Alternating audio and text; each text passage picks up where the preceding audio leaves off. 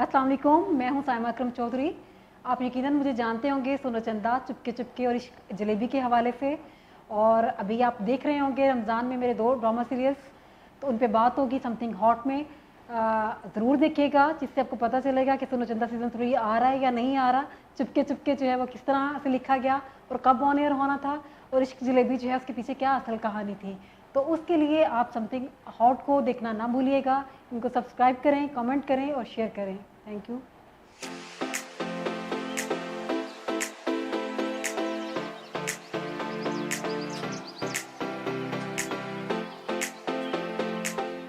अस्सलाम वालेकुम, this is Aamna, you are watching something hot. आज मेरे साथ एक ऐसी शख्सियत हैं जिनको I think she is nothing short of a trend setter. कोई 2-1 साल पहले उन्होंने एक ऐसा ड्रामा लिखा जो कि रमज़ान में लोगों ने इतना पसंद किया। उससे पहले रमज़ान ड्रामे आते नहीं थे, तो उन्होंने एक ट्रेंड सेट किया, सुनो चंदा। फिर अगले साल सुनो चंदा 2 आया। फिर 1 साल का गैप आया क्योंकि हम सब पे कोरोना वायरस आ गया। और इस साल 2 ड्रामे लेके वो वापस आई हैं स्क्रीन पे। और एक तो उनमें से ट्रेंड कर रहा है, दूसरा क्रिटिकली बहुत पसंद किया जा रहा है। बहुत बड़ी अंडरटेकिंग थी। मेरे साथ ऑफ कोर्स आप समझ गए होंगे, साइमा अकरम चौधरी। बहुत ही अच्छा लग रहा है कि आपके साथ बैठ के और हम बात करेंगे आपके बहुत ही सुपर हिट ड्रामों की। थैंक यू आमना। वो जैसे कपिल शर्मा शो में कहते हैं ना कि मुझे बचपन से बड़ा शौक था आपके शो में आने का, तो मुझे भी बड़ा शौक था कि मैं आपके सामने आऊँ और बैठूँ और मज़े की हम जो है वो बातें करें, और कुछ आपसे कुछ पता चले मुझे कि लोग मेरे जो ड्रामास हैं उनके बारे में क्या सोच रहे हैं, क्या ये बात तो कर रहे आपको हैं। रेटिंग से पता चल रहा है कि लोग क्या सोच रहे हैं ड्रामों के बारे में। सबसे पहले इस साल के ड्रामों से शुरू करते ठीक हैं, है। फिर हम सुनो चंदा पे वापस जाएंगे। साइमा जी, पहले तो ये बताएं कि आपको ख्याल था कि ये चुपके चुपके की अगर हम बात करें तो वो इतना सुपर हिट होगा और नंबर 1 ट्रेंडिंग पे चला जाएगा एकदम? मैं सच बात बताऊं तो आमना, मुझे बिल्कुल भी नहीं लग रहा था, क्योंकि मुझे लगता था कि जो सुनो चंदा की एक बड़ी क्रेजी सी फैन फॉलोइंग है, लोग उसको इतनी आसानी के साथ एक्सेप्ट नहीं करेंगे। बिल्कुल। और जिस तरह से कि मुझे अभी तक जो है चुपके चुपके ऑन एयर हो रहा है, मुझे इंडिया से लेके बांग्लादेश और कोई ऐसा कंट्री नहीं होगा जहाँ से फैंस के मैसेजेस ना आ रहे हो ना। तो जब मैं उनके साथ जाके बात करती थी कि सुनो, सॉरी, चुपके चुपके की मैं अपने कोई पोस्टर्स या कोई नई चीज़ें जो है वो शेयर करती थी, तो उसके नीचे आता था वी वांट सुनो चंदा सीजन 3। ओहो। तो ये चीज़ जो थी ये मुझे बहुत टेंस कर रही थी। मैं बाज़ औक़ात अपने जो करीबी लोग थे उनको उनसे डिस्कस करती थी कि मुझे लगता है कि जो व्यूवर्स हैं वो चुपके चुपके को बिल्कुल रिजेक्ट कर देंगे।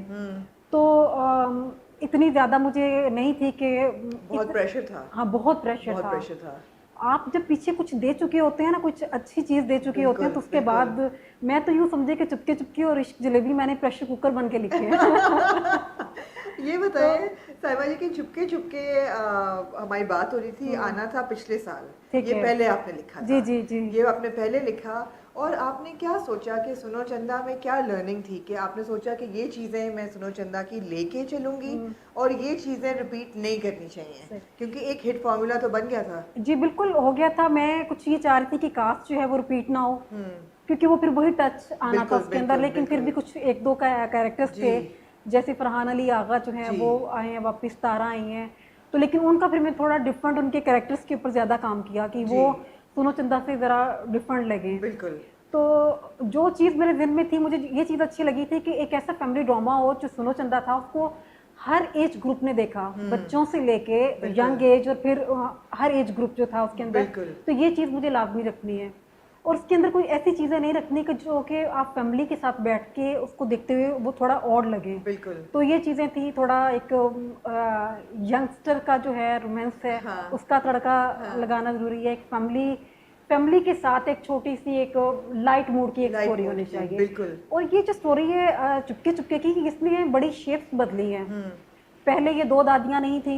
अच्छा फर्स्ट वाला जो वन लाइनर था उसमें अच्छा 2 दादियाँ नहीं थी। अच्छा। मैंने जब उसको लिखना शुरू किया, सुनो चंदा के 2 सीजन्स में लिख चुकी थी, मुझे मज़ा ही नहीं आ रहा था। मुझे ये कहा गया कि इसके अंदर पंजाबी का टच नहीं आना चाहिए। अच्छा। वो भी एक बट क्यों? वो उनको लगता था कि शायद ये चीज़ें रिपीट होंगी ना। राइट हाँ, राइट। सुनो चंदा की वजह से रिपीट बिल्कुल होंगी। बिल्कुल बिल्कुल। तो जो 4 एपिसोड्स थी चुपके चुपके की, मैंने 4 टाइम्स लिखी। और मुझे चारों दफ़ा खुद मज़ा नहीं आया। हाँ। जब मुझे खुद मज़ा नहीं आता मैं आगे नहीं लिखती। ठीक है। तो फिर उसके बाद मैंने जो मेरी कंटेंट हेड थी एमडी प्रोडक्शन की सायरा गुलाम नबी, हम दोनों ने एक लंबी मीटिंग की। मैंने सायरा से कहा कि आप जो है कन्विंस करें इनको, हम टीवी को, उनको बताएं कि ये ह्यूमर जो है ना, जो पंजाब से निकलता है वो किसी और लैंग्वेज में नहीं है। बिल्कुल सही बात है। और जो हमारा व्यूवर है वो हमारे पाकिस्तान के अलावा हम जो अपने पड़ोसी ममालिक हैं बिल्कुल। वहाँ पे भी लोग जो है इससे बहुत ज़्यादा पसंद करते हैं। बिल्कुल। ठीक है, तो मैंने कहा मुझे खुल के लिखने का मौका दें और आप लोग आप ना। खुद भी पंजाब से हाँ, मैं खुद भी पंजाब से आप हूँ। बल्कि रहीम यार खान से, मैं खुद बल्कि रहीम यार खान से हूँ। एग्जैक्टली। वहाँ का सिटी है सादकाबाद, जिसको मैंने बड़ा फेमस कर दिया है। जी, आपने सादकाबाद को वो जो टूरिस्ट डेस्टिनेशन बना दी है। बिल्कुल ऐसे, वो जो कर्ज रखते थे जहाँ पर वो हिसाब आज चुका दिया। तो पिछले इतने सालों का जी। जो सादकाबाद सिटी ने मुझे बनाया है, वहाँ की जो रेतली ज़मीन थी वहाँ से बहुत टैलेंट निकला है। बिल्कुल। तो ये सारी चीज़ें जो थी इनको मिला के तो उसके बाद चुपके चुपके जो है वो बना। फिर उसके बाद मुझे खैर उन्होंने कहा कि जो आप चाहती हैं ना वैसे लिखें। आप बिल्कुल। यकीन करें, मुझे एमडी के साथ लिख के इतना मज़ा आया। वो मुझे फ्री हैंड उन्होंने दे दिया था। ठीक है। आप कहाँ स्टोरी को जैसे कैरी करना चाहती हैं वैसे करें, जैसे कैरेक्टर्स बनाना चाहती हैं वैसे बनाएं। तो मैंने फिर खुल के लिखा है और आप लोगों के सामने है। नहीं नहीं, बड़ा मजा आ रहा है देख के। पहली किस्त में ही हम, मैं और हसन अक्सर ही डिस्कस करते हैं कि पहली एपिसोड में उन्होंने, आपने इतना कुछ दे दिया व्यूअर्स को कि अब ये था कि अच्छा इस कैरेक्टर सारे बहुत ज़बरदस्त, हाँ, वो तो है। उनकी कहानियाँ ज़बरदस्त, आगे से पोटेंशियल रोमांस आप कह रही हैं, अभी शुरू नहीं हुआ वैसे रोमांस, हम इंतज़ार में हैं, लेकिन जोड़ियाँ ज़बरदस्त। तो ये हर चीज़। अच्छा, सबसे पहले बात करते हैं मीनू के कैरेक्टर की, आयजा का। ये कहाँ से आपने इस कैरेक्टर को डेवलप किया? आपको कैसे ख्याल आया कि ये एक लड़की जो है वो बहुत ही हाइपर सी, निकम्मी तरीन, और जिसको शौक हो शादी का? क्या कोई ऐसा बंदा आपकी लाइफ में मेरी कोई है? लाइफ में था, बल्कि आप सारी दुनिया को जानती हैं, बहुत अच्छे तरीके से जानती हैं। मुझे माफ़ कर देना। हमारी बड़ी एक फेमस राइटर हैं जिन्होंने महरपोश ड्रामा लिखा, रमजेश ड्रामा लिखा, जिन्होंने इश्क तमाशा लिखा, सुपरहिट जियो को 3 सीरियल्स दिए, she is my best friend. अच्छा। तो मिसबा नौशीन, बिल्कुल। ये कैरेक्टर जो है ये मैंने उनको देख के लिखा। अरे क्या बात है। अब वो उनकी शादी 17 या 18 ईयर्स में हो गई थी। उनको अच्छा। बड़ा शौक था कि मेरी शादी हो, मैं इस तरह से हल्ला गुल्ला हो। ये तमाम चीज़ें जो थी, वो बेचारी के सारे ख्वाब जो थे, उसके मामू की अचानक डेथ हो गई और वो अच्छा। नहीं पूरे हो सके ना। अच्छा। तो वो चुलबुलापन, वो शौकरी जो थी, वो अभी तक उसके अंदर से नहीं निकली। वो 2 बच्चों की माशाल्लाह से मदर है। अभी पिछले दिनों हम भी वार्ड पे मेरे साथ गई है, तो यकीन माने मैं उसको पकड़ पकड़ के बिठाती थी। वो टर्की एयरपोर्ट पे, इस्तांबुल पे, वो जैसे आयजा नाचती है वो वैसे ही नाचती है। लोग मुझे कहते हैं कि ये कैसे हो सकता है। आयजा को असल में लोग ने ये कहना स्टार्ट कर दिया ना कि 2 बच्चों की माँ है, वो उछल रही है। तो आप किसी की पर्सनल और प्रोफेशनल जो लाइफ है उसको आप अलहदा क्यों नहीं करते ना। तो मेच्योरिटी का ताल्लुक मैं ये बताना चाह रही हूँ कि उम्र से नहीं होता। बिल्कुल सही ठीक है। तो ये कैरेक्टर जो है ये मिसबा नौशीन को देख के लिखा गया। बहुत सारी बातें, बहुत सारे जो जुमले थे वो सारे के सारे मिसबा के ही हैं। अच्छा। और सबसे बड़ी मज़े की बात यह है कि पूरी स्टोरी में जब तक मेरी 30 एपिसोड नहीं हुई, तो मेरी हर एपिसोड लिखने के बाद मिसबा के साथ बड़ी लंबी एक चलती थी कि मीनू अब यहाँ तक पहुँच गई है, अब यहाँ तक पहुँच गई है, ये हो गया। जैसे मीनू की शादी अचानक हुई है ना, उसका तो खैर दुल्हा चेंज हो गया था, मिसबा का खैर दुल्हा चेंज नहीं हुआ, लेकिन शादी उसकी भी ऐसी हुई थी। तो ये एक मेरी रियल लाइफ का एक कैरेक्टर है। तो और एक बड़ा वो उनका कैच फ्रेज है वो जो बार बार कहती हैं। एक तो ये ना कि मीनू तू लड़की बड़ी कूल, दुनिया बड़ी फजूल। एक और है जो वो बार बार कहती हैं, अश्के भी अश्के। सेम वो भी मिसबा भी यही, हर बात पे अश्के भी अश्के ना। हम उसको समझाते हैं 2 बच्चों की अम्मा और राइटर हो, थोड़ा ख्याल करो, वो चिल है। तो जरा ऑडियंस को आज बता दे जिनको पंजाबी नहीं समझ आती कि अश्के भाई अश्के का मतलब क्या है। वाह भी वाह, वाह भाई वाह। हाँ, उसका जो है वाह भी वाह। फिर वो मुझे शौक था कि कुछ ऐसी टैगलाइंस होनी चाहिए। जैसे शहाना का नवा कट्टा खुल गया, तो ये मीनू का फिर मैंने बड़ा सोचा उसके कैरेक्टर के ऊपर कि क्या चीज़ चाहती है ना। फिर मैंने उसका एक जुमला बनाया कि मीनू तू लड़की बड़ी कूल है पर दुनिया बड़ी फजूल है।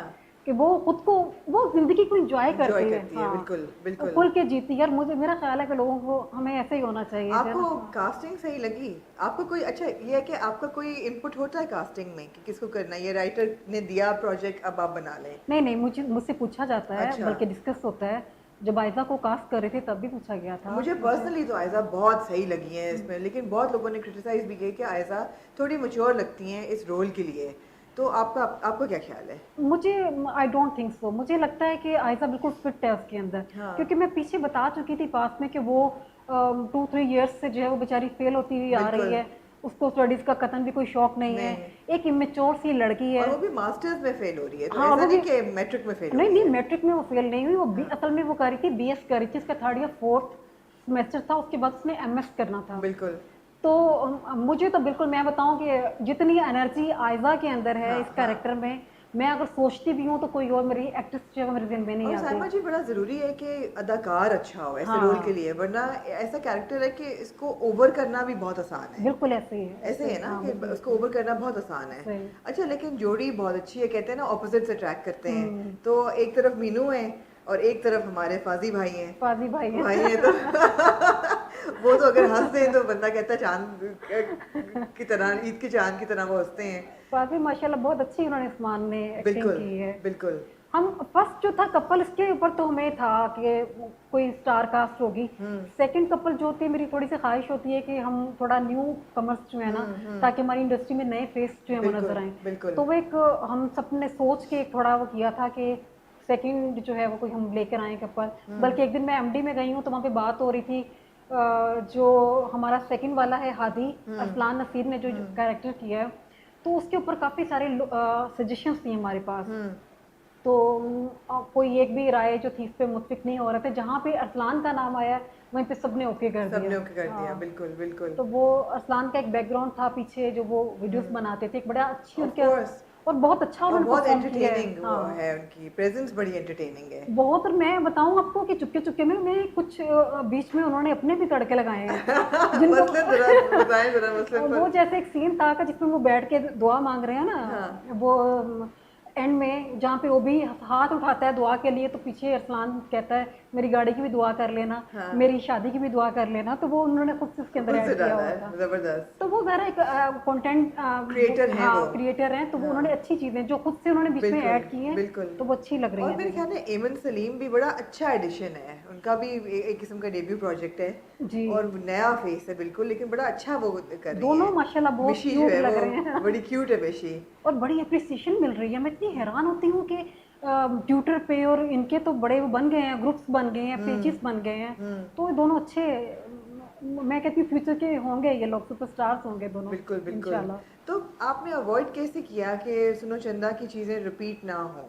बिकॉज देखा जाए तो लोगों ने कहा कि ओ भाई ये तो फॉर्मूला बन गया है कि अब एक ख़ानदान है, उसमें बुजुर्ग हैं, उनसे नीचे उनके माँ बाप हैं, उनकी अपनी पर्सनालिटी है, उनके आगे उनकी बच्चे हैं जिनकी आपस में शादियां होंगी, और 2-3 बहुत ही, जो पंजाबी में कहते हैं, पाडे किस्म के बच्चे हैं। हाँ वो हैं। सही। तो वही फॉर्मूला है। तो आपको लगा कि ये फॉर्मूला चल गया है, इसको नहीं छेड़ना चाहिए, या आपने कोई कॉन्शियसली छेड़ा कि नहीं हम ये बदलेंगे? नहीं, मैंने सच बात बताऊं तो मैंने बिल्कुल अपने नेचुरल फ्लो में लिखा है। ठीक है। मैंने ये ज़रूर कोशिश की है कि मेरी ये स्टोरी जो है वो उस स्टोरी के साथ मैच ना करे, कैरेक्टर्स जो हैं वो मैच ना करें। और जैसे वहाँ पे इकरा थी, उसको बड़ा शौक था, कैरियर बनाना चाहती थी, यहाँ मनीहा बिल्कुल उसका ऑपोजिट है। बिल्कुल। इधर जो है, उधर फरहान जो थे वो थोड़ा सा उनके अंदर एक लाउबालीपन था, जबकि यहाँ पे उस्मान खालिद भट्ट जो है वो एक बहुत अच्छा, उन्होंने सारा बिल्कुल अपना, रिस्पॉन्सिबल। हाँ, वो अपना पूरा बिजनेस जो है वो सेट कर चुके हैं। तो ये चीज़ें थोड़ा सा मैंने कॉन्शियसली की थी। लेकिन अब इश्क जलेबी जब मैं करी थी इसके साथ, वो थोड़ी सी चीज़ें मुझे हुई हैं उसमें, कुछ नाम थोड़े से हो गए, कॉमन हो गए, वो जैसे ज्वेलर जे कुमार। वो एक्चुअली मेरे अपने जो ज्वेलर है उनका नाम जय कुमार है ना। आपने कहा कि तो अच्छा है, आपने उनकी भी पब्लिसिटी कर दी है। मैंने पब्लिसिटी कर दी, लेकिन मैं आपको बताऊं मैंने कॉन्शियसली नहीं किया इसको। हाँ, जब आप लिख रहे होते हैं ना, आपका फोकस ज्यादा होता है मेन कैरेक्टर्स के ऊपर। आप जो साइड लाइन वाले होते हैं, जो छोटे छोटे होते हैं, तो उस पर इतना ज्यादा आप गौर नहीं कर रहे थे, उनके नामों पे स्पेशली। बिल्कुल। बाकी अपने जो मेरा कोई भी सीरियल जब आता है तो मैं उसकी जो मेन कास्ट होती है उनके नामों के ऊपर बहुत ज़्यादा करती हूँ। इवन देन कि मैं आपको मज़े की बात बताऊँ कि मैंने अपने घर में बच्चों के नामों की एक लिस्ट वो रखी हुई है, बुक रखी हुई है। अच्छा। शायद लोग अपने बच्चों के नाम जो है वो इतना सर्च करके नहीं रखते जितना मैं अपने कैरेक्टर्स के नाम रखती हूँ, अच्छा। क्योंकि मुझे उनके साथ खेलना होता है। हाँ, बिल्कुल। जैसे बिल्कुल, मस्कीन है, मस्कीन का नाम इसलिए है कि वो वाकई मस्कीन है। कफ़ायत है तो उसका नाम इसलिए है कि वो कफ़ायत शुआर है। बिल्कुल। तो मनीहा वैसे ही मेरी भतीजी है, पैदा हुई थी, तो मुझे थोड़ा सा लगा कि मैं इसको उसमें करूँ। हाँ, फाज का मतलब है कामयाब, कामयाब। बिल्कुल। तो वो इस वजह से जो है फाज मनीहा इन सब के जो है वो नाम मैंने मतलब कोई भी चीज़ ऐसे नहीं कि बेतुकी हो, हर नहीं चीज़ का नहीं एक नहीं पर्पस है। बिल्कुल उसका एक पर्पस था पर्पस है, उसमें बिल्कुल जो था। बिल्कुल। अच्छा, आपने इस जलेबी का जिक्र किया, इस जलेबी को बहुत क्रिटिकल अक्लेम मिल रहा है, मतलब वो हाँ बहुत से लोग ऐसे हैं जो कि चुपके चुपके भी देख रहे हैं, इस हम्म, जलेबी भी देख रहे हैं, और एक तीसरा ड्रामा भी चल रहा है ताना बाना, वो ताना भी बाना भी देख रहे देख हैं, रही हूँ। मगर इस जलेबी से वो बहुत रिलेट कर रहे हैं। मेरे ख्याल है ख़ास तौर पे हमारी जो पेरेंट्स की जनरेशन है, जिन्होंने हम्म जिनके बच्चे बाहर चले गए और जो सेटल हो गए, हम्म वो बहुत ज़्यादा, मतलब मुझे भी लोगों ने कॉल किया फैमिली हम्म, में कि हम बड़ा इन्जॉय कर रहे हैं कि माँ बाप पे क्या गुजरती है। और हाँ मुझे लग रहा है कि इस जलेबी का जो सब्जेक्ट है वो ज़रा फ़र्क है, तो पता उसके है पीछे वो आपने इस साल लिखा। वो मैंने इस साल लिखा, वो मैंने असल में खराज तहसीन पेश किया अपने फादर इन लॉ को। अच्छा। वो कैरेक्टर जब मैं लिखती हूँ, आप जी। यकीन करें आमना, मैंने कुछ सीन लिखते वक्त मैं बाकायदा रोई हूँ ना। वो इसलिए कि जो मेरे फादर इन लॉ थे उनके माशाल्लाह 5 बेटे थे। अच्छा। जो मेरे हस्बैंड थे वो डॉक्टर थे, फिर एक इंजीनियर था, एक ने सीएसएस कर लिया। तो हम सारे डिफरेंट सिटीज़ में पोस्टेड थे। जी। तो अब्बा जी जो थे वो अपना भाई घर छोड़ने के लिए तैयार नहीं होते थे। हम रहीम यार खान है। रहीम यार खान जो है, हम्म। और हम लोग जो थे वो वहाँ पे जाके सेट नहीं हो सकते थे। छुट्टियों में सही। जा सकते हैं, इवेंट्स पे जा सकते हैं। बिल्कुल बिल्कुल। तो वो आते थे 2 महीने के लिए, कभी मेरे पास आ गए इस्लामाबाद, कभी कराची, कभी कहाँ। तो वो जो उनके साथ मैंने बहुत टाइम स्पेंड किया है। हम्म। तो मुझे ये मैंने वो उनकी जो बातें थी, उनकी कुछ चीज़ें थी, वो मुझे लगता था कि मुझे इस टॉपिक पे लिखना चाहिए कि जो पेरेंट्स होते हैं उनको आपके पैसे की ज़रूरत नहीं होती, बिल्कुल। उनको आपकी तवज्जो की ज़रूरत होती है, टाइम उनको की आपके ज़रूरत प्यार होती की है, ज़रूरत होती है। बिल्कुल बिल्कुल। तो जब ये कभी साहब के पास स्क्रिप्ट किया है तो मैं उसके बाद उनसे मिलने के लिए गई हूँ। हम्म। तो कभी साहब की जो आंखें थी वो नम थी। वो मुझे कहते हैं कि आपको पता है, जब मैं स्क्रिप्ट को पढ़ता हूँ तो मुझे अपना आप इसके अंदर दिखाई देता है। मेरे भी दोनों 2 बेटे हैं, दोनों सेटल्ड हैं कनाडा में। अच्छा। और उन्होंने बात सीन इतने डूब के किए हैं। हम्म। मैं आपको सच बताऊं ना, इश्क जलेबी मैंने बहुत दिल से लिखा है, लग रहा है ऐसे बिल्कुल। क्योंकि मेरे फादर इन लॉ की लास्ट ईयर डेथ हुई है। अच्छा तो सोनो चंदा सीजन 2 लिख रही थी जब मैं, अच्छा। तो अच्छा। तब उनकी डेथ हुई थी। तो मैं सोचती थी कि मैं कोई ऐसा कैरेक्टर लिखूंगी कि जो मैं उनके नाम कर उनको सकूं, हाँ ट्रिब्यूट वो पे कर कर सकूं। सकते हैं, बिल्कुल। और ये टॉपिक, और ये आप देखें कि हमारे पाकिस्तान में हर दूसरे तीसरे घर में ऑफ पेरेंट्स जो हैं कोर्स बिल्कुल वो अकेले हैं। बिल्कुल। मैं खारियां में पोस्टेड रही हूँ 8 के 9 महीने। खारियां कैंट का जो इलाका है, आप सोचें आमना कि वहाँ पे इतने बड़े बड़े घर हैं और घरों के बाहर चौकीदार बैठे हुए होते हैं, शाम को बुजुर्ग बैठे हुए होते हैं। हम्म। पता चलता है कि हर तीसरा जो बंदा है वो नॉर्वे में है, वो इंग्लैंड में है, वो अमेरिका में है, वो यहाँ है। बिल्कुल सब। तो वो पेरेंट्स बैठ के अपने बच्चों का वेट करते हैं। बिल्कुल तो वो मुझे बिल्कुल। लगता है कि इस इशू को एड्रेस हाँ करना चाहिए था। हाँ। दूसरा, मैं कोरोना को थोड़ा टच करना चाहती थी, जी लॉकडाउन को टच करना जी जी चाहती जी। थी, क्योंकि इसकी हम नेगेटिविटी तो बहुत दिखा रहे हैं, लेकिन मुझे लगता है कि इसकी कुछ पॉजिटिव चीज़ें भी थी। राइट। जैसे लॉकडाउन ने हम सबको घरों में बैठकर एक दूसरे से बात करने का मौका दिया। जी। हमें पता चला कि नहीं, ये भी अच्छे लोग हैं। बिल्कुल तो वो हम सारे एक दूसरे से दूर हो गए थे ना। सही बात है। ऐसी लाइफ भाग रही थी, ऐसे लगता था कि बिल्कुल। जैसे सब अपनी अपनी ज़िंदगियों में गुम थे। तो इसका एक थोड़ी सी इसकी मैंने पॉजिटिविटी जो है वो अपने जलेबी में दिखाई है। बल्कि बाऊजी आने वाली एपिसोड्स में कहेंगे कि शुक्र है अल्लाह का कि ये कोरोना जो है, मैं तो इसका एहसान मान दूँ कि उसने मेरे बच्चों को यहाँ पे ले आया। ले आए हैं तो बिल्कुल। ये चीज़ें थी। तो इश्क जलेबी और चुपके चुपके दोनों एक डिफरेंट चीज़ें हैं, और बहुत वो फ़र्क है, बहुत फ़र्क है जी उनमें। बिल्कुल। और मैं अल्लाह का शुक्र अदा करती हूँ कि ये कहीं ऐसा नहीं लग रहा कि चुपके चुपके इधर लगा हुआ है तो शायद दूसरी साइड पे भी चुपके चुपके ही लगा हुआ है। नहीं नहीं नहीं, तो बिल्कुल भी हाँ, नहीं। उनकी फील डिफरेंट है बहुत दोनों की। फ़र्क है, तो बहुत ये फ़र्क है, कास्ट भी बिल्कुल फ़र्क है, कास्ट फील भी डिफरेंट है। बिल्कुल फ़र्क है। Absolutely absolutely. इसकी कास्टिंग तो खैर कबीर साहब तो खैर ऑफ कोर्स लेजेंड हैं, हाँ और वो ऐसा सही बैठे हैं हाँ अपने बिल्कुल। कैरेक्टर में कि मेरे ख्याल है उनके अलावा कोई कर ना पाता वो नहीं, कैरेक्टर। वो उनके अलावा कोई नहीं कर पाता, बल्कि जो दूसरे नाम आ रहे थे इस लिस्ट में तो कोई दिल को लग नहीं रहा था कि ये। और फिर उनके ज़रा हमने बच्चे ज़रा बड़े दिखाने थे, तो उस लिहाज से एज जो बिल्कुल है वो बिल्कुल बिल्कुल बिल्कुल। नजर आनी आगे चाहिए भी थी। अगर आप देखें तो इवन काशिफ महमूद को देख लें, या महमूद असलम है, या नूरुल हसन है, ये आपको पता है नूर भाई एक वाहिद ऐसा कैरेक्टर हैं कि जब इश्क जलेबी मैंने लिखना स्टार्ट किया था, हाँ वो बंदा पहले सीन से मेरे जहन में जहन में था। था बिल्कुल। और मेरा थोड़ा सा ये है कि लोग स्टोरीज के ऊपर लिखते हैं, मैं कैरेक्टर्स के ऊपर लिखती हूँ। ठीक। मैं हमेशा पहले कैरेक्टर्स बनाती हूँ, उसके बाद वो स्टोरी खुद बन जाती है उनके ऊपर। हम्म। तो नूर भाई ऐसे थे कि उन्होंने आशिक हुसैन जो थे इसको जिंदा कर दिया। इर्सा गफल जो है, ओह क्या बात है क्या उनकी मैं उन्होंने। ईर्षा के लिए भी मैंने बड़ी फाइट की है। आप ईर्षा जो है ना, Really? हाँ, मैं कहती थी कि ईर्षा से बेहतर ये कोई कर नहीं सकता। सही बात है। हाँ। वो ऐसे जबरदस्त उन्होंने किया है वो कैरेक्टर के, बाकी लगता है जैसे कि उनको कॉमेडी के अलावा कुछ करना ही नहीं चाहिए। वो उनकी टॉप टाइमिंग इतनी जबरदस्त है। उनकी टाइमिंग थी, मुझे ऐसा सियालकोटी लहजा चाहिए था, मुझे एक ऐसा चाहिए था जो बिल्कुल। बंदा कनाडा से आया हो, तो ये दोनों चीज़ें उनके पास थी ना, सियालकोट से उनका ताल्लुक है। अच्छा है। हाँ, और वैसे कैनेडियन उनके पास नेशनलिटी है और वो वहाँ रहती है, तो दोनों चीज़ें मिल गई। और Right. थोड़ा सा मैं ये कह रही थी कि वो एकदम से वो पंजाबी से जब इंग्लिश में आती हैं तो वो बड़ा हाँ। मज़े का उनका वो बहुत मजे का बनता लगता है। है, बिल्कुल बिल्कुल। तो ये पंजाबी भी सही बोलना बहुत जरूरी है हाँ, इन कैरेक्टर्स के लिए। बिल्कुल ऐसी है। और नूरुल हसन का ये कि वो बोलते भी बड़े मजे से हैं। उन्होंने तो, मैं कहती हूँ कि जब इश्क जलेबी आता है एक दफ़ा देख लेती हूँ, बाद में सिर्फ मैं नूर साहब के सीन्स देखने के लिए हाँ। करती हूँ, नूर साहब और रिश्ता गजल के। बिल्कुल। तो वो दोनों बड़े बहुत अच्छा वो बहुत कर रहे अच्छा हैं बोलते perform कर, हैं। हाँ। अच्छा, ऐसा क्यों है कि कोरोना अब हमारे ऊपर साल से ऊपर हो गया है? पिछले साल जनवरी में कोविड दुनिया में फैला था, पैंडेमिक, लॉकडाउन, हर चीज़, सोशल डिस्टेंसिंग का बड़ा अच्छा इस्तेमाल है डायलॉग्स में। वो कहते हैं ना दादाजी, सोशल डिस्टेंसिंग पर है। तो वो बड़ा अच्छा इसका इस्तेमाल है। मगर आपका क्या ख्याल है साइमा जी कि ड्रामों में ज़्यादा क्यों नहीं इसकी इनकॉर्पोरेशन हो रही कोरोना की? मुझे लगता है कि लोग ना इसका जिक्र करने से घबराते हैं, उनको खौफ महसूस होता है। जैसे बीच में एक दो लोगों को मैंने कहा कि कुछ टेलीफिल्म्स में हम ये करते हैं चीज़ें, लोगों को अवेयरनेस हो। हम असल में जो बात लाइट मूड में कह सकते हैं हम वो कहना नहीं चाहते। Right. हम या तो डायरेक्ट लोगों को डराते हैं या फिर बिल्कुल इसको हम साइड पे कर देते हैं। तो ये कोरोना पे ज़्यादा लोगों ने कोई इंटरेस्ट शो नहीं किया। नहीं किया। जियो ने कुछ, मेरा ख्याल है कोशिश की थी शायद लास्ट ईयर इनके कुछ सिंगल प्लेस बनाने की, जी जी। तो उसके बाद कोई नहीं ऐसे चला नहीं, है। बल्कि मैंने कुछ किया, जुमले वगैरह भी डाले हैं, तो मेरा ख्याल है उन लोगों ने शायद इसको कर दिया। अच्छा। जो है, मगर आपने जो भी इनकॉर्पोरेट किया है वो बड़ा नेचुरली किया है और हाँ आजकल तो रेलेवेंट भी बहुत है। हाँ, अभी तो इसका इश्क जलेबी में जब ये अब मैं खोलूंगी नहीं स्टोरी क्योंकि आप अभी से इसको कर देंगे, तो बहरहाल इनकी फैमिली मेम्बर्स में किसी को होगा ना कोरोना, राइट। जब होगा तो उसके बाद क्या सिचुएशन होती है तो फिर आप ये तो देखिए। बड़ा मजे का रहेगा, तो बहुत बहुत अच्छा रहेगा। हाँ। बिल्कुल बिल्कुल। आपको डर था कि दो सीरियल एकदम साथ जा रहे हैं और बहुत ज्यादा प्रेशर, मतलब दो आपके अपने ही दो सीरियल आपस में टक्कर खा रहे हैं तो? मेरा मुकाबला जो था वो मेरे साथ ही था। बिल्कुल। और मैं पूछती थी डरते डरते इन लोगों से, आप लोग कब चलाएंगे ना, कभी एक चैनल से कभी दूसरे चैनल से। जब वो बताते थे कि 9 बजे का टाइम, तो दोनों ही एक दूसरे के सामने आने थे।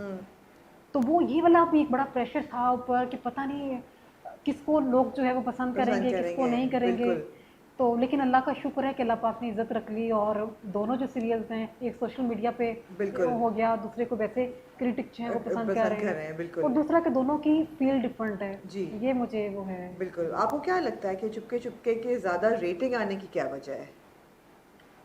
मुझे लगता है वो ज़्यादा अवामी है ज्यादा चीज़। अवामी है। हाँ, ठीक है। इश्क जलेबी जो है वो संजीदा है, वो उसमें है ह्यूमर का टच है, थोड़ा सा लेकिन सोबरिंग भी हाँ है। सोबरिंग भी है। राइट। तो ये जो है कमर्शियल ज़्यादा है चुपके चुपके, और थोड़ा सा Commercial लोगों ज़्यादा को एक्सपेक्टेशंस ज़्यादा होती हैं हम टीवी से रमज़ान के हवाले से ना, ठीक है, वो क्योंकि क्योंकि एक बन गई है एक ऑलरेडी। बन गई है ना, तो मुझे ये लगता है कि शायद और कास्ट भी मेरे ख्याल है आयजा की भी बहुत आयशा की फॉलोइंग है, माशाल्लाह बहुत फॉलोइंग है सारी बहुत कास्ट फैन की भी, है, तो वो भी, और अरसलान की भी बहुत फॉलोइंग है। अरसलान की तो बहुत बहुत बहुत क्रेजी crazy फॉलोइंग, है। बिल्कुल। अरसलान की भी बहुत फॉलोइंग है हाँ। और कास्ट भी अच्छा है। भाई ये बड़ी अजीब बात है कि जो ज़्यादा लाइटर प्ले है, जो अवामी है, वो ज़्यादा चल रहा है। हाँ। जो ज़रा सा सोबर है वो क्रिटिक्स पसंद कर रहे हैं, लेकिन अवाम उतना नहीं उसके व्यूज़ बिल्कुल आते ऐसे ही है। जितने चुपके चुपके के हैं। जबकि देखा जाता है ड्रामों में हमें ऐसा बताया जाता है, बार बार चैनल्स रीइंफोर्स करते हैं कि जी आपका जो है ना, जो संजीदा प्लेज होते हैं या जो सोशल इश्यूज पे बन रहे हैं या जिनमें ऑपरेशन दिखा रहे हैं, औरतें जो हैं वो रो रही हैं और मिजरेबल हैं और उन पे जुल्म हो रहा है, वो ड्रामे बहुत चलते हैं। आप तो ऐसे ड्रामे नहीं लिखती, आपके ड्रामे तो हिट हो जाते हैं। इसका क्या जादू है? आप बाकियों को भी जरा सिखा दें, समझा दें। मुझे ये लगता है कि जब हम लोग भेड़ चाल करते हैं ना, एक टाइप की चीज़ें बनाना शुरू कर देते हैं, शायद इसी वजह से भी लोग जो हैं फेडअप हो जाते हैं। जब हम सोशल इश्यूज पे जाते हैं तो हम सारे ही वो बनाना शुरू कर देते हैं। जब रेप दिखाने पे आते हैं तो सारी दुनिया ही रेप दिखाना शुरू कर देती है। बिल्कुल। तो वो एक कोई भी हिट होती है चीज़, तो उसके बाद जो है लोग उससे मिलती जुलती चीज़ें बनाना शुरू कर देते हैं। लेकिन मेरा ये है कि मैं वैसे ही बहुत कम काम करती हूँ, साल में 1 या 2 मेरे सीरियल्स चल रहे होते हैं। तो वो मुझे मैं रमज़ान सीरियल से ही नहीं निकल पा रही हूँ पिछले 2-3 साल से जो है। बिल्कुल। तो अच्छा नहीं, आपका सिग्नेचर बन गया है हाँ, वो रमजान एक सीरियल। बन गया, लेकिन उस पे ना बहुत भारी जिम्मेदारी आ जाती है आपके ऊपर। अब अगर मुझे नेक्स्ट कोई चीज़ करनी है तो मुझे अब उन पीछे जो 3 हैं उनसे हट के चलना है। बिल्कुल। तो लेकिन मुझे ज़ाती तौर पर ये लगता है कि जब आप इस तरह की चीज़ें बनाते हैं तो लोग उनको पसंद करते हैं। जैसे आप देखें कि बारात सीरीज आई थी जियो पे, कितनी वो हिट हुई है। उससे पहले जो है कोई भी लाइट मूड की आप चीज़ें निकालेंगे, अभी प्रेम गली आया है ARY पे, और आप बनाएं तो सही ना, आप सारे फ्लेवर्स डालें ना डोमो के अंदर, तो आपको मिलेंगे। लोगों को आपने बताना है कि आपने क्या देखना है। आप लोगों के ऊपर क्यों चलते हैं कि जिस चीज़ की रेटिंग आ रही है वो तो आवाम तो को आप जिस चीज़ का आदी करेंगे वो हो जाएगी। तो थोड़ा हमें भी कुछ सोचने की ज़रूरत है। कुछ हमारे जो पॉलिसीज बनाते हैं उनको ज़रा सोचने की ज़रूरत है, थोड़ा सा चेंज लाने की चेंज लाने ज़रूरत की है। ज़रूरत जबकि है। मेरे ख्याल है कि इस जलेबी भी बहुत सोशल अवेयरनेस पे है। उसको आप खाली नहीं कह सकते कि सिर्फ फॉर्मूला कॉमेडी है, उसमें भी सोशल कॉज है बहुत बड़ी। बिल्कुल ऐसे ही है। सिर्फ ये कि उसका झंडा नहीं गाड़ा गया कि ये सोशल कॉज पे ड्रामा बन रहा है, लेकिन जो उसमें है कि जी बच्चे जो चले जाते हैं और माँ बाप पीछे रह जाते हैं। ये खैर गए भी बड़े बुरे तरीके से थे, एक जमीन बेच के फ्रॉड में और एक जाली दस्तखत करके। बिल्कुल, लेकिन सोशल कॉज है। बिल्कुल है। अच्छा साइमा जी, कॉमेडी बहुत मुश्किल होती जा रही है लिखना आजकल के क्लाइमेट में, ख़ास तौर पे जबकि लोग हर बात को बुरा मना जाते हैं। बहुत ज़्यादा हमारे मुल्क में ख़ास तौर पे पंजाबी स्पीकिंग और नॉन पंजाबी स्पीकिंग के बीच में, मतलब जो नॉन पंजाबी स्पीकिंग है उनको समझ ही नहीं आती कि पंजाबी सिंपल भी लफ्ज़ हों उनको नहीं समझ आती। तो ये आपके लिए कितना मुश्किल होता है इस चीज़ का ख्याल रखना लिखते हुए कि किसी का कोई सेंटिमेंट ना हर्ट हो जाए, या अगर आप खुद भी पंजाबी हैं, मैं भी पंजाबी हूँ, तो पंजाबी कैरेक्टर बनाते हुए ऐसा नहीं हो कि स्टीरियोटाइप हो जाए कि जी पंजाबी तो होते ही ऐसे हैं। या जिस तरह कई रेसेस ऐसी हैं जिनके साथ हम स्टीरियोटाइप कर देते हैं कि जी पठान है तो वो ऐसा होगा, मेमन है तो वो ऐसा होगा। हम कुछ कैरेक्टरिस्टिक्स उनके साथ लगा देते हैं, उनसे निकलते नहीं हैं। तो आप एज अ राइटर उनके साथ चलती हैं स्टीरियोटाइप्स के, नहीं ये खुसूसियात हैं इस रेस की, इनको दे दो, या आप कहती हैं नहीं इनको बदलो?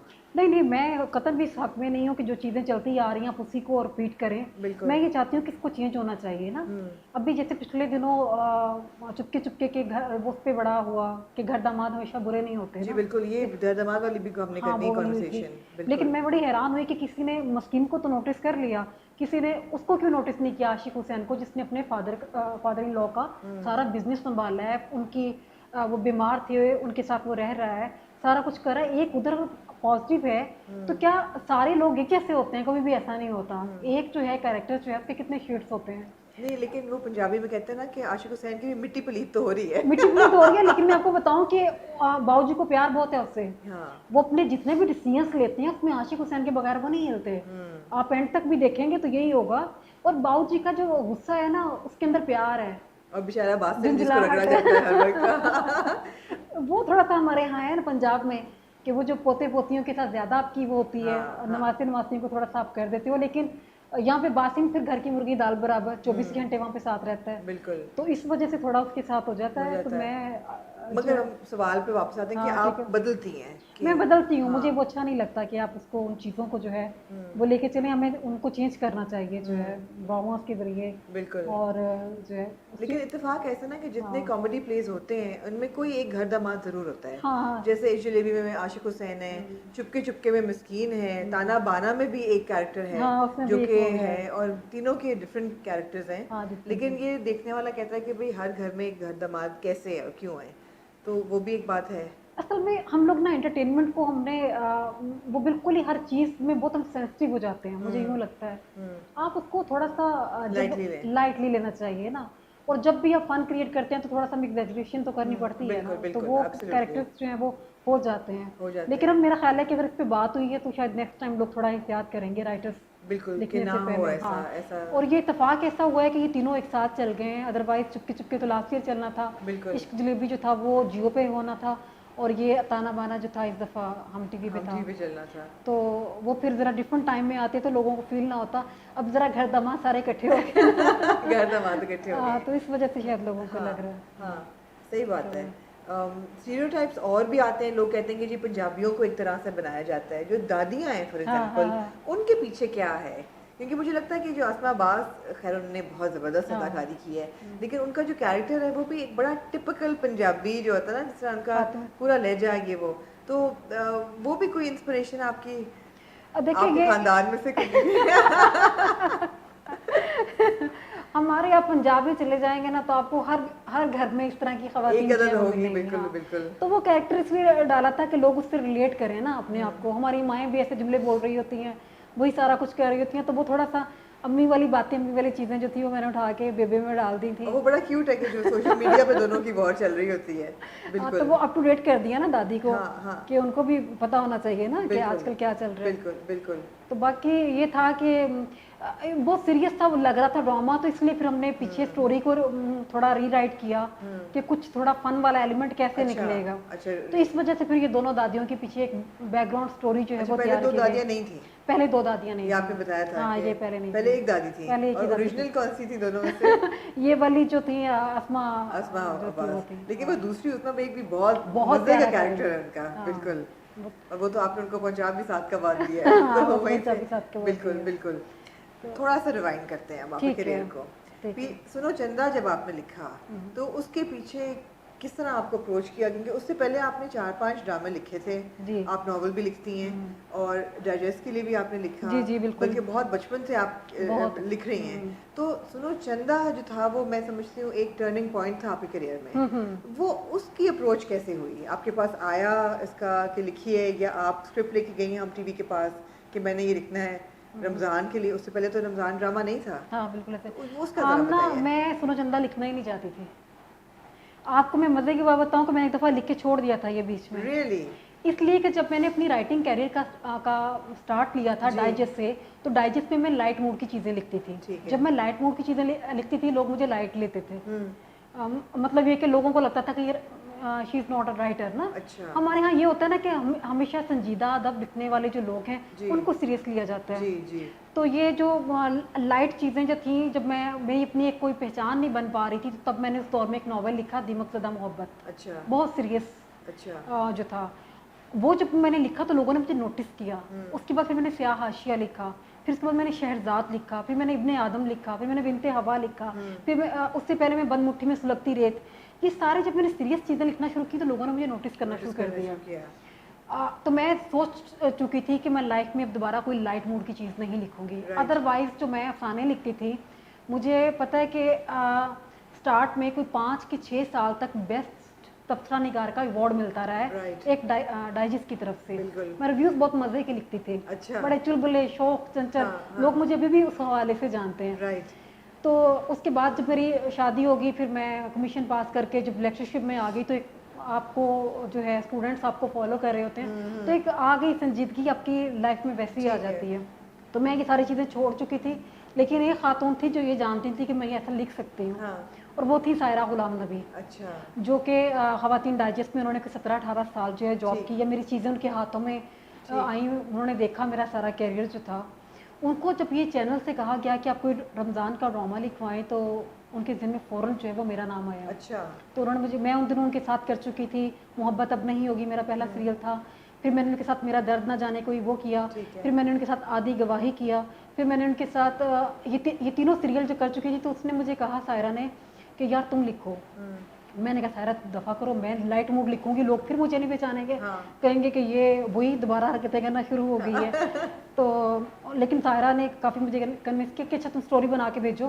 मैंने कहा स्टोरी मुझसे नहीं बनती, मैं कैरेक्टर्स बना के भेज देती हूँ, उस पर फिर हम निकाल लेंगे कोई स्टोरी। तो सुनो चंदा के कैरेक्टर्स जो थे वो पहले बने, वो कैरेक्टर्स बना के मैंने उनको भेज दिए, वो उनको बड़े पसंद आए। उन्होंने कहा इस पर स्टोरी बना दो, स्टोरी भी बना दी। मेरा कोई भी, मैं बस टरखा रही थी कि बस ये ना किसी तरीके से उन्हीं हाँ टल जाए कुछ। वो जो टाइम था, वो जिस टाइम पे उन्होंने मुझसे कांटेक्ट किया, तो उस दौर में मेरे फादर की डेथ हो चुकी थी। अच्छा। और मैं उनके बहुत क्लोज थी, तो मैं उस नहीं थी कि मैं नहीं लिखना चाहती थी इस तरह की चीज़। लेकिन सायरा शायद मुझे उससे निकालना चाहती थी, उस सारे फेस में से। तो उन्होंने मुझे कहा कि तुम एपिसोड्स लिख के भेजो, हम देखते हैं इसको, हमने क्या करना है। मैंने 3 के 4 एपिसोड्स इनको लिख के भेजी। तो मुझे चैनल की तरफ से फ़ोन आ गया, वो चैनल पे लेके गई और चैनल पे उन दिनों नए नए कंटेंट हेड्स आए हुए थे, शहजाद जावेद साहब। तो वो उन्होंने कहा कि इन्होंने लिखा बहुत अच्छा है, तो इसकी थोड़ी सी जो है ना चेंजेस करके तो आप इनसे काम करवा लें। अच्छा, सायरा ने मुझे कहा कि तुम आगे और एपिसोड्स लिखो, लेकिन उन्हीं दिनों ये हुआ कि मेरे भाई की शादी का फंक्शन आ गया। मैं सबसे बड़ी थी, सारी जिम्मेदारी मेरे ऊपर थी। मैं शादी के फंक्शंस में थी, मार्च का महीना था, बीच में सिर्फ अप्रैल था, 17 मई को फर्स्ट रोज़ा था और 23 मार्च को मेरे भाई की शादी थी।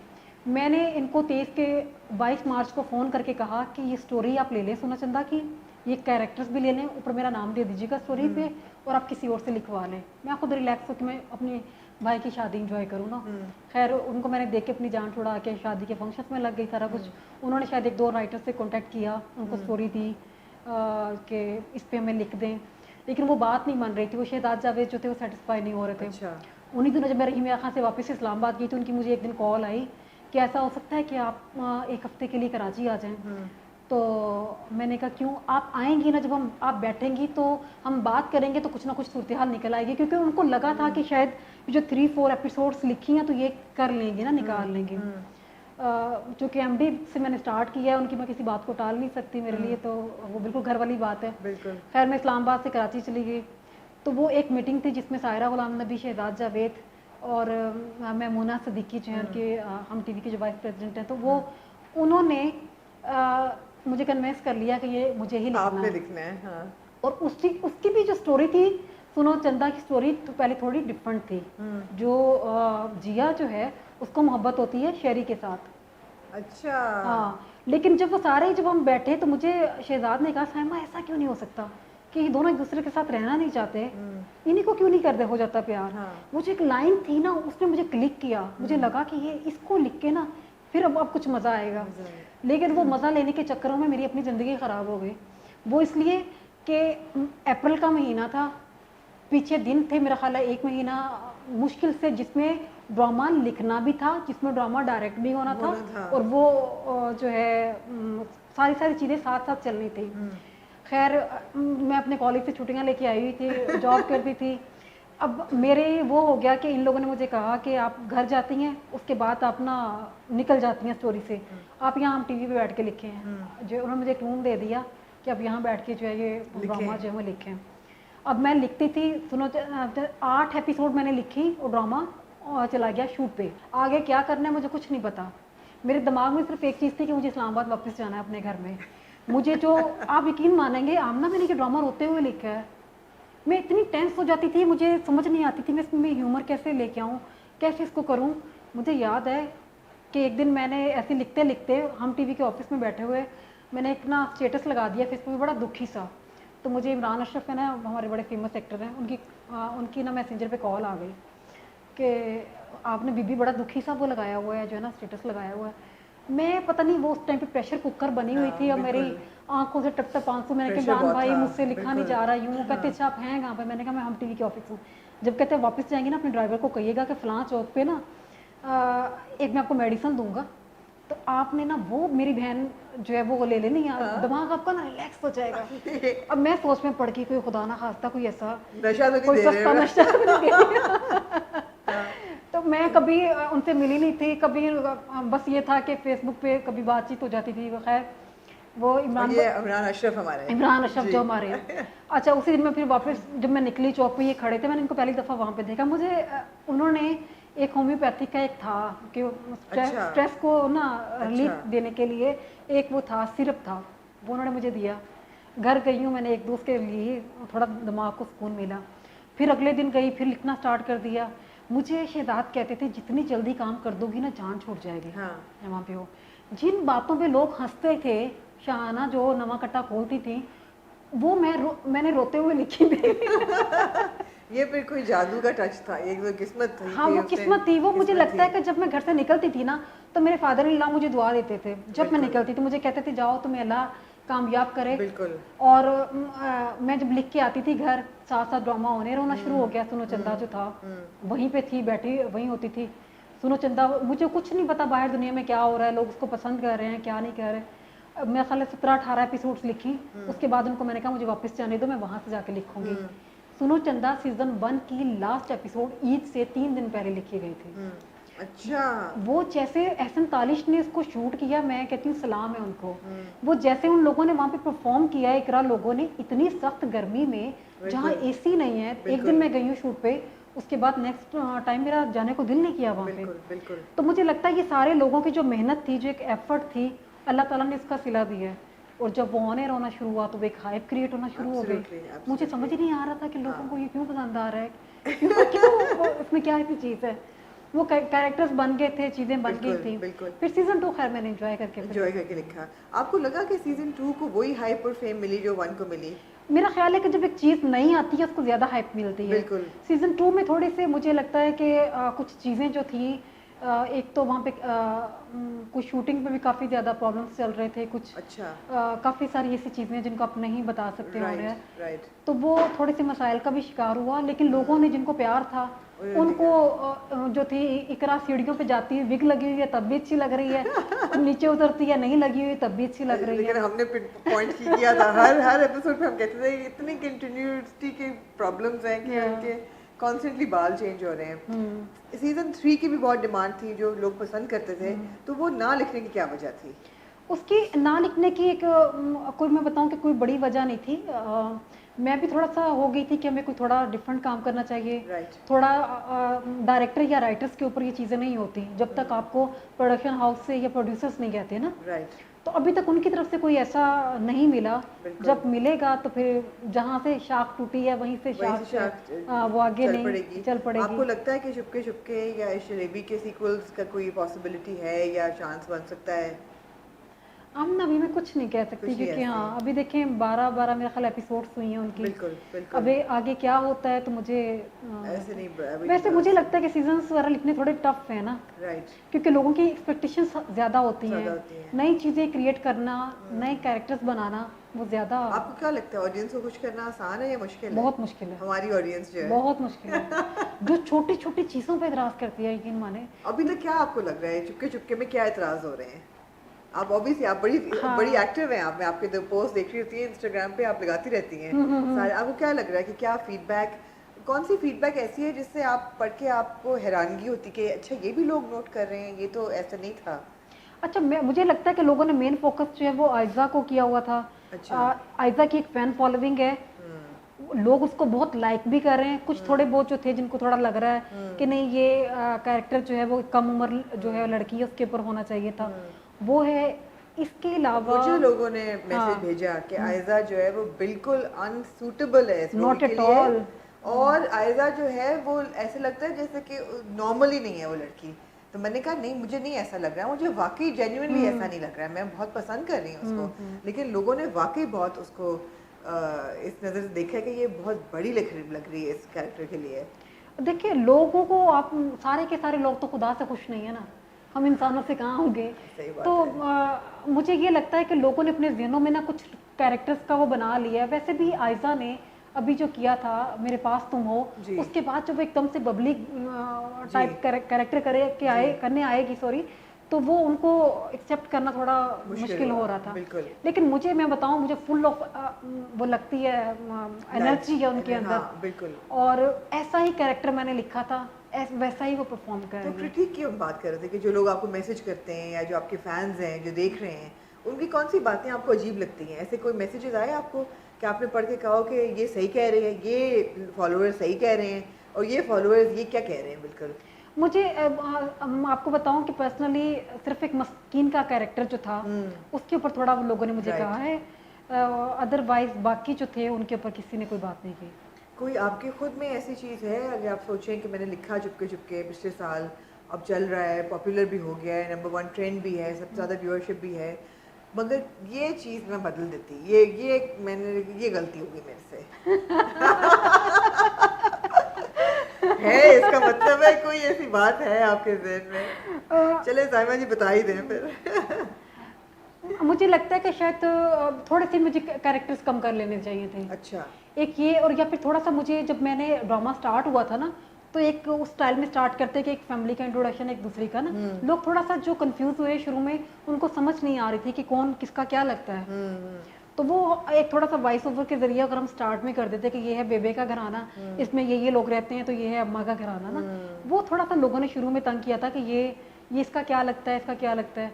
वो मैं लेकिन थोड़ा प्रैक्टिस करवाना चाह रही थी, जरा गौर से देखें तो इनको समझ आए। थोड़े से मुझे लगता है कि कैरेक्टर्स हम कम कर सकते थे, लेकिन ह्यूमर जो है उसी वक्त आता है जब सारी फैमिली बैठी होती है। तो ऐसा सच मुझे कोई ऐसी वो नहीं लगी। और इश्क जलेबी में, इश्क जलेबी में कुछ लफ्ज़ हैं जो कि ना मैं जो मेरी आम लाइफ में मैं बोलती हूँ, जो शायद मेरी एक पर्सनैलिटी का हिस्सा है। मसलन वो थोड़े से ना मुझे लगता है कि मुझे उन चीज़ों को थोड़ा रिपीट नहीं करना चाहिए, या थोड़ा जो पंजाबी के कुछ लफ्ज़ हैं ना, नहीं अभी एकदम से मेरे जहन में नहीं आ रहे। अच्छा। लेकिन कुछ हैं लफ्ज़ जो कि मैं खुद भी बोल रही होती हूँ ना। अच्छा। तो वो लिखते वक्त आपको ध्यान में नहीं होता कि रिपीट हो रहे हैं। बिल्कुल रिपीट, बिल्कुल। अदरवाइज तो जबरदस्त चल रहे हैं दोनों ड्रामे। कोई इसका नहीं है। आगे का क्या प्रेशर है? कोई अभी से कोई बात हो रही है अगले रमजान की, या अभी आपने कहा है बस? मैं वैसे सच बताऊं, मैं रमजान से ना थक गई हूँ। आपने कहा बस मैंने रहने दो। वो इसलिए कि पूरा साल लग जाता है इसके अंदर। आप जो है लाइट मूड की चीज़ लिखना बहुत मुश्किल काम है। आप मुझे कहेंगे ना रुलाना है किसी को, मैंने 3 महीनों में भी आपको पूरा सीरियल करके दे दूंगी। अच्छा। आप सीरियस चीज़ लिखना बहुत ईजी है। राइट। अब ना लाइट चीज़ में जब आप इश्क जलेबी को देखें, इतना सेंसिटिव टॉपिक है, जब एक सीन बड़ा हैवी हो जाता है, उसके अंदर अब मैं कुछ जुमला डालूं, कुछ मूवमेंट करूं, कुछ ऐसी चीज़ करूं कि लाइट हो जाए। बिल्कुल। तो वो एक एक सीन के ऊपर उसके ऊपर मेहनत करना पड़ती है, फिर उनके कनेक्शंस जो हैं वो जोड़ने पड़ते हैं। तो मुझे लगता है लाइट मूड बहुत मुश्किल है, लेकिन लोगों ने, सही बात है। अब मैं आपको बताऊं कि अभी मुझे इंडिया से एक ऑफ़र आई है बहुत अच्छी जो है, तो वो बताएं ना, और बताएं इंडिया के ऑफर के बारे में बताएं। अब हमारे राइटर्स को भी अप्रोच कर रहे हैं, बड़ी बात है। तो वो उन्होंने मुझे एक वेब सीरीज के लिए और एक सीरियल के लिए अप्रोच किया। अच्छा। बल्कि सुनो चंदा के बाद से कर रहे थे, लेकिन मैं उस टाइम पे इतना विलिंग नहीं थी। मुझे नहीं लगता था कि मैं उनके यहाँ लिख सकती हूँ, क्योंकि मैं उनके अपने पंजाबी सिनेमा की बहुत बड़ी फ़ैन हूँ। मुझे उनकी चीज़ें बड़ी अच्छी लगती हैं, उनकी स्टोरी राइटिंग बड़ी अच्छी लगती है।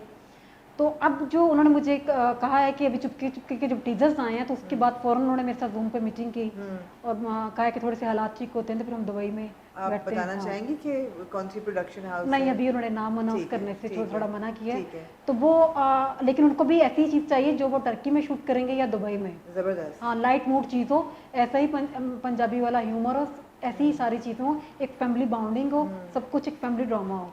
तो वैसे ही उनको चाहिए। आपको लगता है सायमा जी कि अब 2021 में राइटर्स को वो रिकग्निशन और रिस्पेक्ट और वो मिल रहा है जो कि पहले शायद नहीं मिलता था? क्योंकि हम स्टार्स की बात करते थे कि एक ड्रामे में एक्टर्स कौन है, फिर बड़ी मुश्किल से लोगों ने डायरेक्टर्स की बात होती थी, प्रोड्यूसर्स की बात होती थी, राइटर्स पे बहुत कम फोकस होता था। अब मुझे लगता है जैसे सबको इंटरेस्ट होता है कि लिखा किसने है। वो इसलिए कि उस दौर में जब हमारे वाला वो दौर था, बचपन वाला, उसमें सोशल मीडिया नहीं था ना, आप कनेक्ट नहीं करते थे अपने फेवरेट राइटर्स के साथ। और अब आप देखिए ना, हर बंदा एक्टिव है, इंस्टा पे, फेसबुक पे, ट्विटर पे। तो अब लोगों को पता चल गया है कि ये फलां जो है वो राइटर है, इसके पीछे फलां डायरेक्टर है। तो मेरा ख्याल है कम्युनिकेशन जो है वो बढ़ गई है, तो इस वजह से लोगों ने पहचानना शुरू कर दिया राइटर्स को भी। तो आपके अपने स्टूडेंट्स कैसे रिस्पॉन्ड करते हैं? बहुत मजे का। आप यकीन माने कि मैं आजकल पोस्टिंग है मेरी बॉयज़ कॉलेज में। अच्छा। आपको पता है कि बॉयज़ को फिर हैंडल करना, और ये हमें समझा जाता है कि लड़के नहीं देख रहे ये ड्रामे। बहुत देखते हैं लड़के ड्रामास। वो मैं बताऊं कि मैं पढ़ाती हूँ प्री मेडिकल को। अब प्री मेडिकल के बच्चे माशाल्लाह, एक मेरे पास पूरी पढ़ाती क्या है आप? मैं उर्दू लिटरेचर पढ़ाती हूँ। वैसे मैंने मीडिया साइंसेस में और उर्दू लिटरेचर दोनों में मास्टर्स किया हुआ। ज़बरदस्त। तो उर्दू लिटरेचर पढ़ाती हूँ। उनकी पूरी कोशिश होती है कि मैम जो है वो जब पढ़ा के तो उसके बाद हम ड्रामों पे बात करें। बहुत अच्छे आइडियाज़ देते हैं वो मुझे। अच्छा। बहुत अच्छा उनका आउटपुट होता है। बल्कि जब मेरी पोस्टिंग हुई पिंडी से कराची में, तो फर्स्ट डे जब मैं कॉलेज में गई हूँ तो मैं कॉरिडोर से गुजर रही थी, किसी ने उनको पहले किसी क्लास में बता दिया कि वो जो सुनो चंदा की राइटर हैं, उनकी हमारे कॉलेज में जो है पोस्टिंग होगी है। तो मैं गुजरती थी तो स्टूडेंट्स जो थे वो ओएस चीज़ का गुनगुनाते थे, सुनो चंदा। अच्छा। अब मैं फिर थोड़ा ये इग्नोर करती थी। अब माशाल्लाह आप देखें कि एफएससी के बच्चे हैं, लड़के, वो 6 फुट उनकी हाइट है, यंग हो रहे हैं, वो तो उनको कंट्रोल करना और उनको पढ़ाना, फिर उनको और वो अभी भी जो वो दोनों मेरे जो ड्रामास चल रहे हैं तो दोनों फुल उसके ऊपर मुझे देते हैं, हाँ फीडबैक, और फीडबैक देते हैं, पूछते बिल्कुल भी होंगे कि अब आगे बहुत, क्या होना है। हाँ पूछते हैं, हाँ। तो मज़े का वो देते हैं। और दूसरा ये होता है कि मुझे लगता है कि जब आप यंगस्टर्स के साथ कर रहे होते हैं ना, आपके अंदर खुद भी बड़ी एनर्जी होती है, बड़ी पॉजिटिव एनर्जी आती है उनकी तरफ से।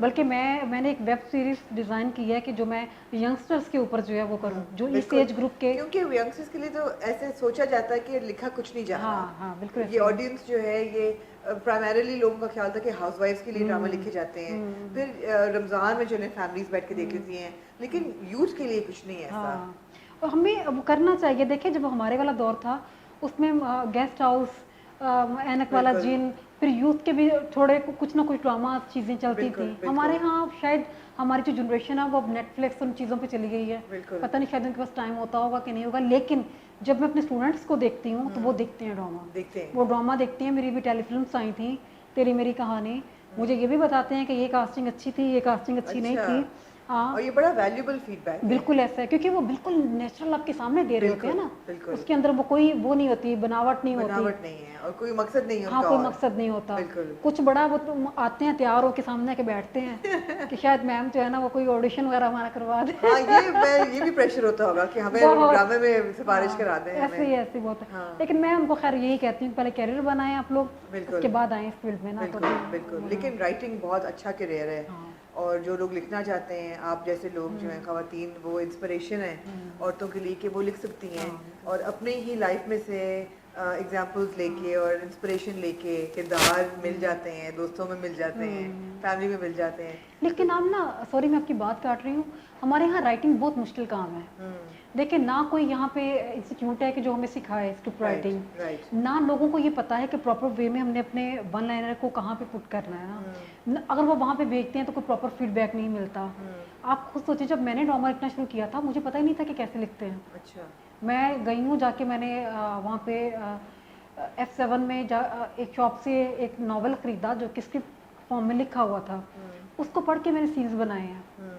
तो जब हमारे यहाँ इस तरह की ट्रेनिंग्स नहीं है ना, लोगों के पास टैलेंट बहुत है, स्टोरीज बहुत हैं, लेकिन उनके पास प्रॉपर वे नहीं है कहाँ पे जाएं। बिल्कुल मैंने अपने एक इंटरव्यू में कहीं कह दिया, FM को दे रही थी कि मैं कुछ कर देती हूँ लोगों को गाइड, लेकिन उसके बाद एक तूफान आ गया मेरे इनबॉक्स में कि मैं कितने लोगों को गाइड कर सकती हूँ, मैं कितने लोगों को बता सकती हूँ कि वन लाइनर कैसे लिखते हैं। तो ये ऐसे इंस्टीट्यूट्स की ज़रूरत है हमारे यहाँ। लोगों को बहुत अच्छा ये है राइटिंग का जो कैरियर है, इसमें जब नए लोग आते हैं तो नए आइडियाज़ के साथ आते हैं, तो उनको आना चाहिए। मगर इस चीज़ में आप यकीन करती हैं कि अच्छा राइटर अच्छा लिखने के लिए अच्छा पढ़ना भी चाहिए। रीडिंग जिन लोगों की नहीं है वो शायद नहीं लिख सकते अच्छा। रीडिंग आप उस वक्त तक लिख ही नहीं सकते हो, यकीन माने हम जो ड्रामा लिखते हैं कुछ दिन अगर हम छोड़ देते हैं तो जब तक हम कोई चीज़ अच्छी देखते नहीं है हमें जुमला नहीं आता। बिल्कुल। और जब मेरे पास आते हैं लोग स्क्रिप्ट राइटिंग के लिए, उनसे मैं पूछती हूँ ना आप कौन सा ड्रामा देख रहे हैं, टीवी का हमें शौक नहीं है, आगे से जवाब मिलता है तो भाई लिख क्यों रहे हो, तो लिखो भी ना, तो छोड़ दो उसको। हाँ क्यों कर, जब जो आप प्रोफेशन चूज करना चाहते हैं आप उसका पीछे से सारा देख के तो आए ना, रिसर्च तो करें। हाँ रिसर्च तो करें ना कि कौन सा काम हो चुका है। और आपको नॉवल लिखना है लेकिन आपने नॉवल नहीं पढ़े हुए, आपको ड्रामा लिखना है लेकिन आपको ड्रामा देखने का शौक नहीं है, तो ये थोड़े मेहनत से ज़रा घबराते हैं लोग ना, सिर्फ एक फेम के लिए और एक पैसे के लिए। ऐसे ही है, वो गलत है, वो गलत है, ऐसे ही है। बिल्कुल। कोई और अगर आप बताना चाहें कोई ऐसी चीज़ जो आप चाहती हैं कि राइटर्स के लिए चेंज हो जाए। अब बहुत लोग ऐसे कहते हैं कि जी शायद पेमेंट्स टाइम पे नहीं होती, या राइटर को जितनी मेहनत है उतना उसका नहीं मिलता सिला, या आप सेटिस्फाइड हैं बिल्कुल अपने। मैं आपको बताऊं कि अब ना मैंने सिलेक्टिव लोगों के साथ काम किया है ना, जैसे मैंने MD के साथ किया है या सेवन स्काई के साथ किया है, जियो के साथ किया, 2-3 लोगों के, तो मेरा अल्हम्दुलिल्लाह एक्सपीरियंस बहुत अच्छा रहा है। कभी पेमेंट्स के इस तरह से मसाइल नहीं, थोड़ी सी ऊपर नीचे हो जाती हैं लेकिन ऐसा नहीं हुआ कि नहीं मिली, और बहुत अच्छी मिलती हैं, ये भी नहीं है। स्टार्टिंग बहुत कम से हुआ था लेकिन अब अल्हम्दुलिल्लाह बहुत अच्छा वो मिल रहा है। बल्कि अभी हाल ही में एक प्रोडक्शन हाउस के साथ मैंने काम किया, वो तो मेरा चेक तक मेरे घर में भिजवा देते थे। जब मेरी 6-7 एपिसोड्स हो जाती हैं तो वो घर भेज देते थे, तो एक अच्छा वो है। ऐसा नहीं है कि जिस तरह से लोग बात कर रहे होते हैं, बात औकात लोग शायद हो सकता है कि हर बंदे का अपना एक्सपीरियंस भी होता है, तो मेरे साथ कभी इस तरह से नहीं हुआ, ऐसा नहीं हुआ।